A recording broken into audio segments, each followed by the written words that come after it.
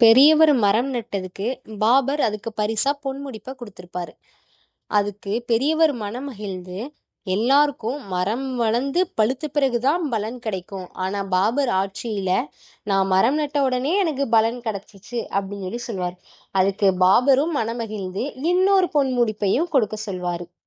அதுக்கு அந்த பெரியவர், இந்த மரம் வளர்ந்து பழுத்தாலும் ஆண்டுக்கு ஒரு முறை தான் எனக்கு பலன் கிடைக்கும். ஆனா பாபரோட மேலான குணத்தினால எனக்கு இருமுறை பலன் கிடைச்சிருக்கு அப்படின்னு சொல்வார். அதுக்கு பாபர் சிரிச்சுக்கிட்டே, அமைச்சரே நாம் இங்க இருந்து கிளம்புறது நல்லது. நம்ம இங்கேயே இருந்தோம்னா இந்த பெரியவர் நம்மளோட கஜானாவையே காலி பண்ணிடுவார் அப்படின்னு சிரிச்சுட்டே சொல்லிட்டு அந்த இடத்த விட்டு நகர்ந்து போவாரு. அப்போ அந்த பெரியவர், அரசே கொஞ்சம் நிக்க முடியுமா அப்படின்னு சொல்வாரு. அரசர் திரும்பி பார்த்ததும் அங்க தாடி மீசையெல்லாம் களைச்சிட்டு தெனாலிராமன் நிப்பாரு. உடனே பாபர் அப்படியே அசந்து போய் பாப்பாரு. இவ்வளவு நேரம் என்கிட்ட பரிசுகள்லாம் வாங்கினது தெனாலிராமனா அப்படின்னு சொல்லி ஆச்சரியத்தோட நிப்பாரு. அதுக்கு தெனாலிராமன் பணிவோட வந்து, அரசே என்னை நீங்க மன்னிக்கணும்.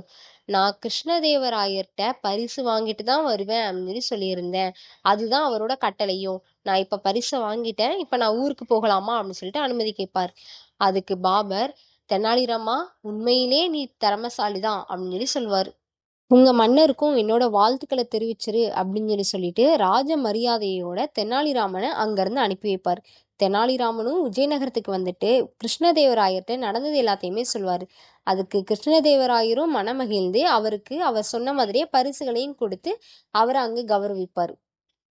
இதுல இப்போ மாரல் ஆஃப் த ஸ்டோரி என்ன அப்படின்னா, யாரையும் ஆளை பார்த்து எடை போடக்கூடாது. அவங்களோட அறிவை பார்த்து எடை போடணும்.